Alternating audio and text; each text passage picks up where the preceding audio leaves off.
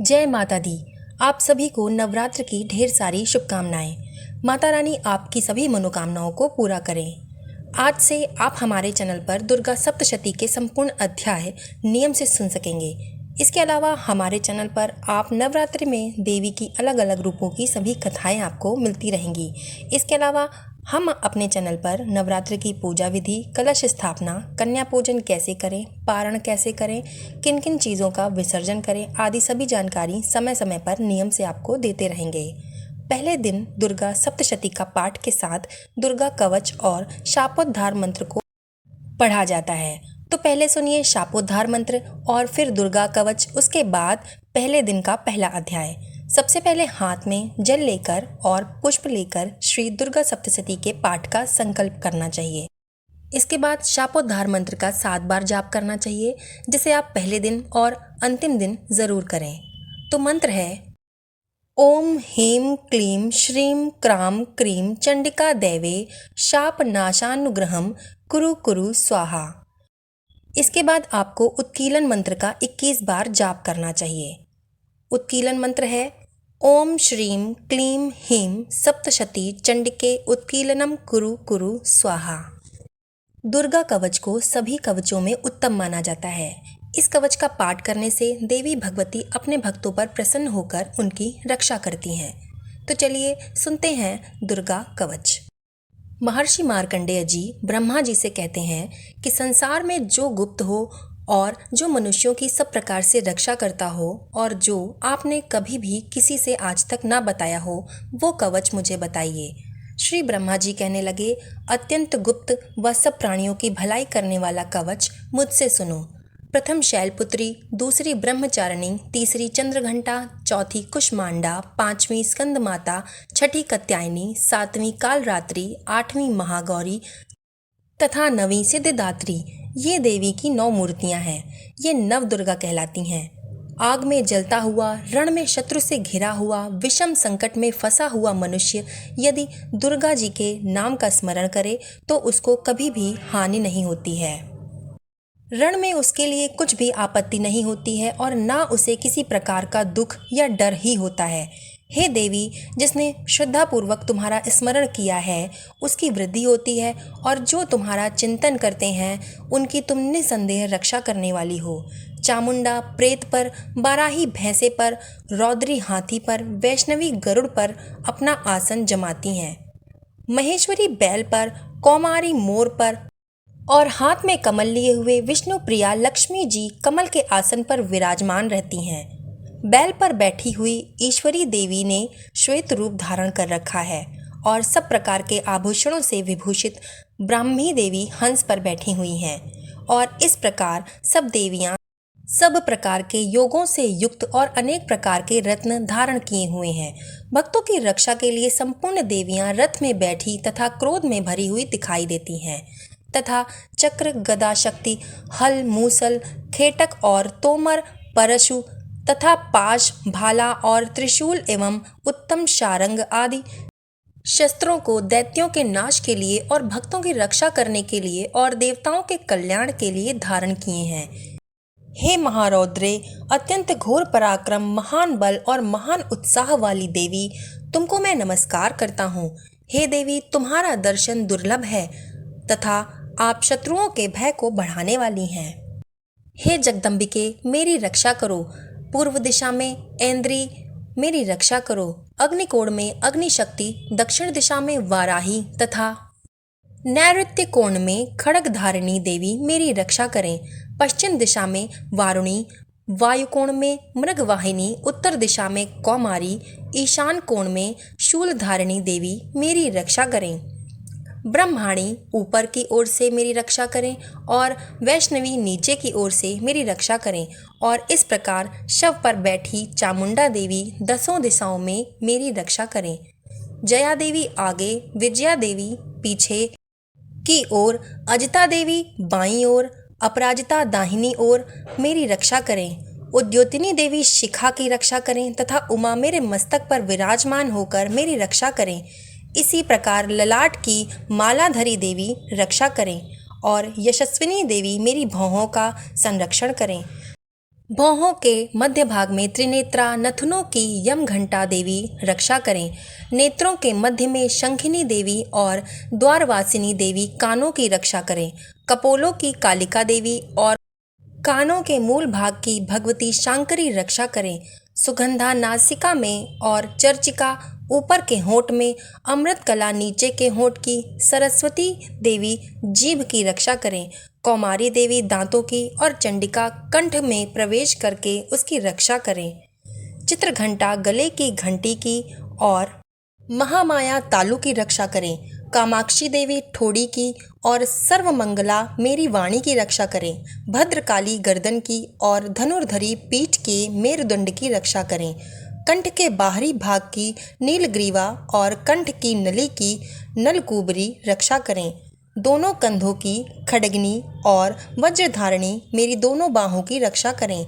दोनों हाथों की दंडिनी और उंगलियों की रक्षा अंबिका देवी करें। शूलेश्वरी देवी संपूर्ण नखों की, कुलेश्वरी देवी मेरी कुक्ष की रक्षा करें। महादेवी दोनों स्तनों की और शोक विनाशिनी देवी मन की रक्षा करें। ललिता देवी हृदय की और शूलधारिणी उदर की रक्षा करें। कामिनी देवी नाभि की, गुह्येश्वरी देवी गुह्य भाग की, पूतना और कामिका लिंग की, महिषवाहिनी गुदा की रक्षा करें। संपूर्ण कामनाओं को पूर्ण करने वाली महाबला देवी दोनों जंघाओं की रक्षा करें। विंध्यवासिनी दोनों घुटनों की और तेजसी देवी दोनों पांवों के पृष्ठभाग की, श्रीधरी पांवों की उंगलियों की, तलवासिनी तलुओं की, दंष्ट्रा कराली देवी नखों की, ऊर्ध्व केशनी देवी केशों की, बाघेश्वरी वाणी की रक्षा करें। रोमावलियों के छिद्रों की कौबेरी और त्वचा की बागेश्वरी देवी रक्षा करें। पार्वती देवी रक्त, मज्जा, वसा, मांस, हड्डी की रक्षा करें। आंतों की कालरात्रि देवी, पित्त की मुकुटेश्वरी देवी, पद्मावती कमलकोश की, चूड़ामणि कफ की रक्षा करें। ज्वालामुखी नसों की जल की रक्षा करें। अभेद्या देवी शरीर के सभी जोड़ों की रक्षा करें। ब्रह्माणी मेरे वीर्य की, छत्तेश्वरी देवी छाया की तथा धर्मधारिणी देवी मेरे अहंकार, मन और बुद्धि की रक्षा करें। प्राण, अपान, व्यान, उदान और समान की वज्रहस्ता देवी रक्षा करें। कल्याण शोभना मेरे प्राण की रक्षा करें।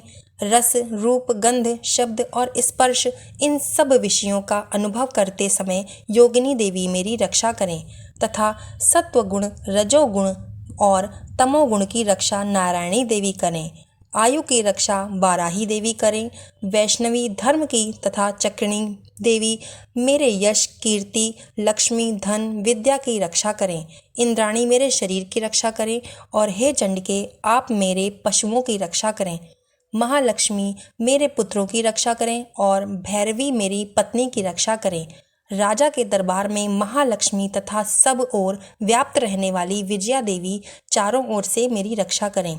जो स्थान रक्षा से रहित हो और कवच में रह गया हो उसकी पापों का नाश करने वाली जयंती देवी रक्षा करें। अपना शुभ चाहने वाले मनुष्य को बिना कवच के एक पल भी कहीं नहीं जाना चाहिए, क्योंकि कवच रखने वाला मनुष्य जहाँ जहाँ भी जाता है वहाँ वहाँ उसे अवश्य ही धन का लाभ होता है तथा विजय प्राप्त करता है। वह जिस अभीष्ट वस्तु की इच्छा करता है वह उसको इस कवच के प्रभाव से अवश्य मिलती है और वह इसी संसार में महा ऐश्वर्य को प्राप्त करता है। कवचधारी मनुष्य निर्भय होता है और तीनों लोकों में माननीय होता है। देवी का ये कवच देवताओं के लिए दुर्लभ है और प्रतिदिन नियम पूर्वक तीनों संध्याओं के समय श्रद्धा के साथ इसका पाठ करना चाहिए। उसे देवी शक्ति प्राप्त होती है। वह तीनों लोगों को जीत सकता है तथा अकाल मृत्यु से रहित होकर 100 वर्षों तक जीवित रहता है। उसकी लूता, चर्म रोग, विस्फोटक आदि समस्त व्याधियां समूल नष्ट हो जाती हैं और स्थावर, जंगम तथा कृत्रिम विष दूर होकर उनका कोई असर नहीं होता तथा समस्त अभिचारक प्रयोग और इस तरह से जितने यंत्र, मंत्र इत्यादि होते हैं इस कवच के हृदय में धारण करने पर नष्ट हो जाते हैं। इसके अतिरिक्त पृथ्वी पर विचरने वाले भूचर, नभचर, जलचर प्राणी उपदेश मात्र हैं। सिद्ध होने वाले निम्न कोटि के देवता, अपने जन्म के साथ प्रकट होने वाले देवता, कुल देवता, माला आदि डाकिनी, शाकिनी, अंतरिक्ष में विचरने वाली अत्यंत बलवती भयानक डाकिनियाँ, ग्रह भूत पिशाच, यक्ष गंधर्व राक्षस, ब्रह्म राक्षस, बेताल कुष्मांड और भैरव आदि अनिष्टकारक देवता भी उस मनुष्य को, जिसने कि अपने हृदय में यह कवच धारण किया हुआ है, देखते ही देखते भाग जाते हैं। इस कवच के धारण करने से मन और तेज बढ़ता है और मनुष्य इस कवच का पाठ करके उसके पश्चात सप्तशती चंडिका का पाठ करता है, उसका यश जगत में विख्यात होता है। और जब तक वन पर्वत और काननादि इस भूमंडल पर हैं, तब तक यहाँ पुत्र पौत्र आदि संतान परंपरा बनी रहती है। फिर देहांत होने पर ऐसा मनुष्य परम पद को प्राप्त होता है, जो देवताओं के लिए भी दुर्लभ है, और अंत में सुंदर रूप को धारण करके भगवान शंकर के साथ आनंद करता हुआ परम मोक्ष को प्राप्त करता है। यहाँ पर दुर्गा कवच समाप्त होता है। चलिए तो अब सुनते हैं दुर्गा सप्तशती के पहले अध्याय, जिसमें महर्षि ऋषि का राजा सुरथ और समाधि को देवी की महिमा का वर्णन बताया गया है। महर्षि मार्कंडेय बोले, सूर्य के पुत्र सांवर्णि की उत्पत्ति की कथा विस्तार पूर्वक कहता हूँ, सुनो। सांवर्णि महामाया की कृपा से जिस प्रकार मनवंतर के स्वामी हुए, उसका भी हाल सुनो। पहले स्वरोचिष नामक राज्य में चैत्रवंशी सुरथ नाम का एक राजा था। पूरी पृथ्वी पर उनका राज्य था।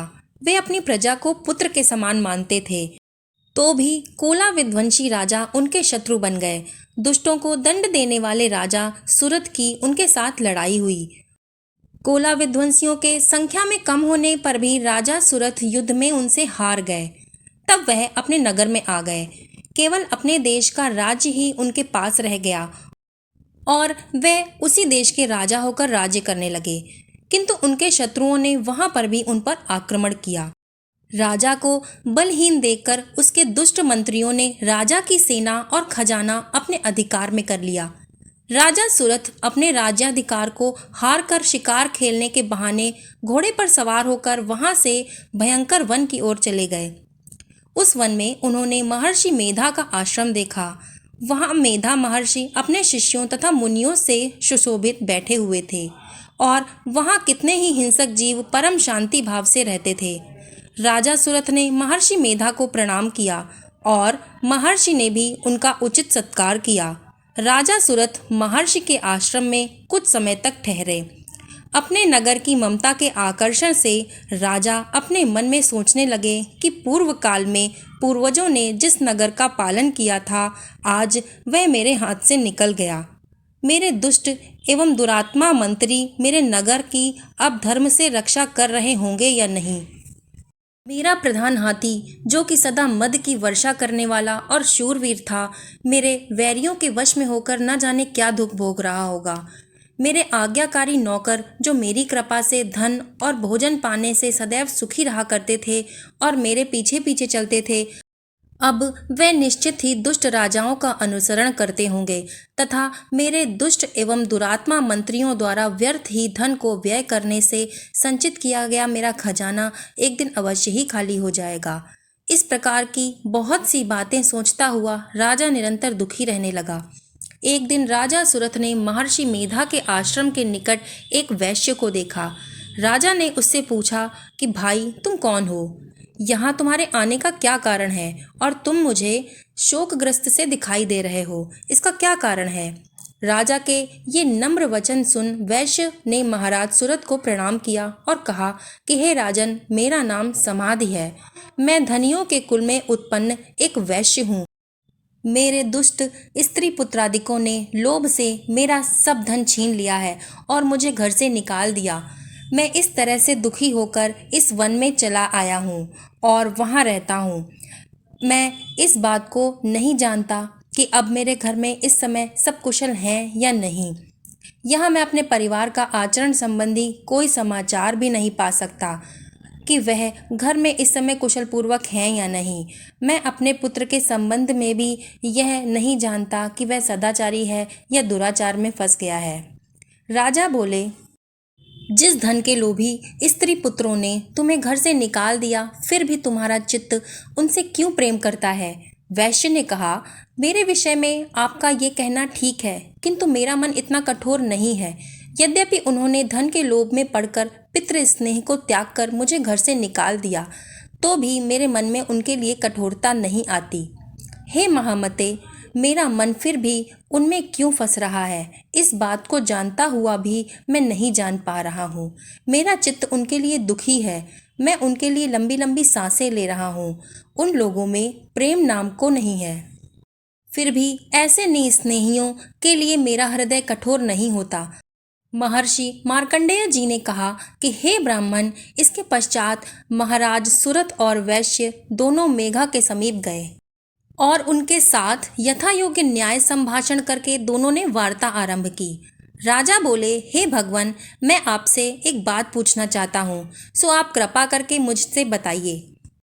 मेरा मन अधीन नहीं है, इससे मैं बहुत दुखी हूँ। राज्य धनादिक की चिंता अभी तक मुझ में बनी हुई है और मेरा ये ममता अज्ञानियों की तरह बढ़ती जा रही है। और यह समाधि नामक वैश्य भी अपने घर से अपमानित होकर आया है। इसके स्वजनों ने इसे त्याग दिया है। स्वजनों से त्यागा हुआ भी ये उनसे हार्दिक प्रेम रखता है। इस तरह हम दोनों दुखी हैं। हे महाभाग, उन लोगों के अवगुणों को देखकर भी हम दोनों के मन में उनके लिए ममता जनित आकर्षण उत्पन्न हो रहा है। हमारे ज्ञान रहते हुए भी ऐसा क्यों है? अज्ञानी मनुष्य की तरह हम दोनों में यह मूर्खता क्यों नहीं है? महर्षि मेधा ने कहा, विषम मार्ग का ज्ञान सब जंतुओं को है। सभी के लिए विषय अलग अलग होते हैं। कुछ प्राणी दिन में नहीं देखते और कुछ रात को, परंतु कई जीव ऐसे होते हैं जो दिन तथा रात दोनों में देख सकते हैं। यह सत्य है कि मनुष्य में ज्ञान प्रधान है, किंतु केवल मनुष्य ही ज्ञानी नहीं होता। पशु पक्षी आदि भी ज्ञान रखते हैं। जैसे ये पशु पक्षी ज्ञानी हैं, वैसे ही मनुष्य का ज्ञान है। और जो ज्ञान मनुष्यों में है, वैसे ही पशु पक्षियों में भी है तथा अन्य बातें भी दोनों में एक जैसी पाई जाती हैं। ज्ञान होने पर भी इन पक्षियों की ओर देखो कि अपने भूख से पीड़ित बच्चों की चोंच में कितने प्रेम से अन्न के दाने डालते हैं। हे राजन, ऐसा ही प्रेम मनुष्यों में अपनी संतान के प्रति भी पाया जाता है। लोभ के कारण अपने उपकार का बदला पाने के लिए मनुष्य पुत्र की इच्छा करते हैं और इस प्रकार मोह के गड्ढे में गिरा करते हैं। भगवान श्री हरि की जो माया है, उसी से संसार मोहित हो रहा है। इसमें आश्चर्य की कोई बात नहीं, क्योंकि वे भगवान विष्णु की योग निद्रा है। ये माया ही तो है जिसके कारण संसार मोह में जकड़ा हुआ है। यही महामाया भगवती देवी ज्ञानियों के चित्त को बलपूर्वक खींचकर मोह में डाल देती हैं और उसी के द्वारा संपूर्ण जगत की उत्पत्ति होती है। यही भगवती देवी प्रसन्न होकर मनुष्य को मुक्ति प्रदान करती हैं। यही संसार के बंधन का कारण है तथा संपूर्ण ईश्वरों की भी स्वामिनी है। महाराज सुरथ ने पूछा, भगवान, वह देवी कौन सी हैं जिनको आप महामाया कहते हैं? हे ब्राह्मण, वह कैसे उत्पन्न हुई और उनका क्या कार्य है? उनके चरित्र कौन कौन से हैं? प्रभो, जैसा उनका प्रभाव हो, जैसा स्वरूप हो, वह सब ही कृपा करके मुझसे कहिए, मैं आपसे सुनना चाहता हूँ। महर्षि मेधा बोले, राजन, वह देवी तो नित्य स्वरूपा हैं। उनके द्वारा ये संसार रचा गया है। तब भी उनकी उत्पत्ति अनेक प्रकार से होती है। वह सब आप मुझसे सुनो। वह देवताओं का कार्य सिद्ध करने के लिए प्रकट होती हैं। उस समय वह उत्पन्न हुई कहलाती हैं। संसार को जलमय करके जब भगवान विष्णु योग निद्रा का आश्रय लेकर शेष शैया पर सो रहे थे, तब मधुकैटभ नाम के 2 असुर उनके कानों के मैल से प्रकट हुए और वह श्री ब्रह्मा जी को मारने के लिए तैयार हो गए। श्री ब्रह्मा जी ने जब उन दोनों को अपनी ओर आते देखा और यह भी देखा कि भगवान विष्णु योग निद्रा का आश्रय लेकर सो रहे हैं, तो वह उस समय श्री भगवान को जगाने के लिए उनके नेत्रों में निवास करने वाली योग निद्रा की स्तुति करने लगे। श्री ब्रह्मा जी ने कहा कि हे देवी, तुम ही स्वाहा, तुम ही स्वधा और तुम ही वशटकार हो। स्वर भी तुम्हारा ही स्वरूप है। तुम ही जीवन देने वाली सुधा हो। नित्य अक्षर प्रणव में अकार उकार मकार, इन तीनों में माताओं के रूप में तुम ही स्थित हो। इनके अतिरिक्त जो बिंद पथ अर्धमात्रा है, जिसका कि विशेष रूप से उच्चारण नहीं किया जाता है, हे देवी, वह भी तुम ही हो। हे देवी, संध्या सावित्री तथा परम जननी तुम ही हो। तुम इस विश्व को धारण करने वाली हो, तुम ही इस जगत की रचना करने वाली हो और तुम ही इस जगत का पालन करने वाली हो। तुम ही कल्प के अंत में सबको भक्षण करने वाली हो। हे देवी, जगत की उत्पत्ति के समय तुम सृष्टि रूपा होती हो, पालन काल में स्थित रूपा हो और कल्प के अंत में संहार रूप धारण कर लेती हो। तुम ही महाविद्या, महामाया, महामेधा, महारात्रि और मोहरात्रि हो। श्री ईश्वरी और बोध स्वरूपा बुद्धि भी तुम ही हो। लज्जा, पुष्टि, तुष्टि, शांति और क्षमा भी तुम ही हो। तुम खड्ग धारणी, त्रिशूल धारणी, घोर रूपा तथा गदा, चक्र, शंख और धनुष को धारण करने वाली हो। बाण, भुशुंडी और परिध, यह भी तुम्हारे ही अस्त्र हैं। तुम सौम्य और सौम्यतर हो। यही नहीं बल्कि जितनी भी सौम्य तथा सुंदर वस्तुएं इस संसार में हैं, उन सब से बढ़कर सुंदर तुम हो। पर और अपर, सबसे पर रहने वाली सुंदर तुम ही हो। हे सर्वस्वरूपे देवी, जो भी असत पदार्थ हैं और उनमें जो शक्ति है वह तुम ही हो। ऐसी अवस्था में भला तुम्हारी स्तुति कौन कर सकता है। इस संसार की सृष्टि, पालन और संहार करने वाले जो भगवान हैं, उनको भी जब तुमने निद्रा के वशीभूत कर दिया है, तो फिर तुम्हारी स्तुति कौन कर सकता है। मुझे भगवान विष्णु तथा भगवान शंकर को शरीर धारण कराने वाली तुम ही हो। तुम्हारी स्तुति करने की शक्ति किसमें है।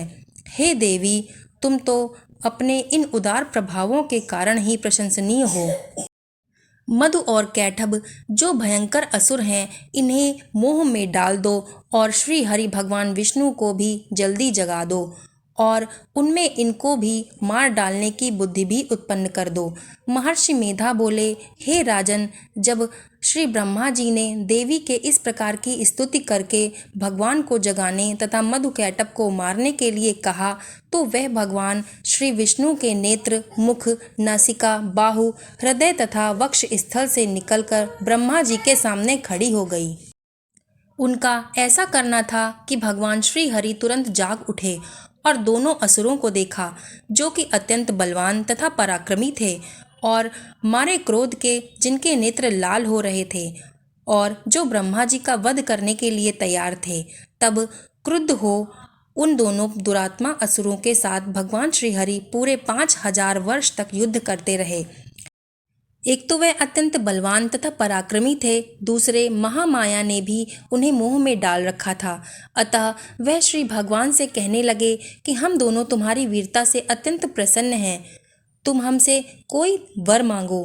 भगवान ने कहा कि यदि तुम मुझ पर प्रसन्न हो तो अब तुम मेरे हाथों से मर जाओ।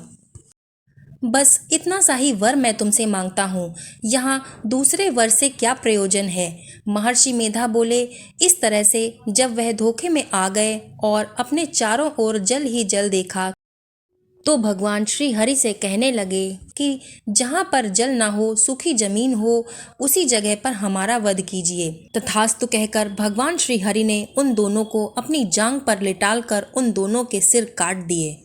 इस तरह से ये देवी श्री ब्रह्मा जी के स्तुति करने पर प्रकट हुई थीं। अब तुमसे उनके प्रभाव का वर्णन कहता हूँ, सो तुम सुनो। यहाँ पर पहला अध्याय समाप्त होता है। दूसरा अध्याय व अन्य 13 अध्याय हमारे आने वाले वीडियो में आपको मिलते रहेंगे, तो हमारे चैनल के साथ बने रहिएगा। वीडियो को लास्ट तक देखने के लिए धन्यवाद। जय माता दी।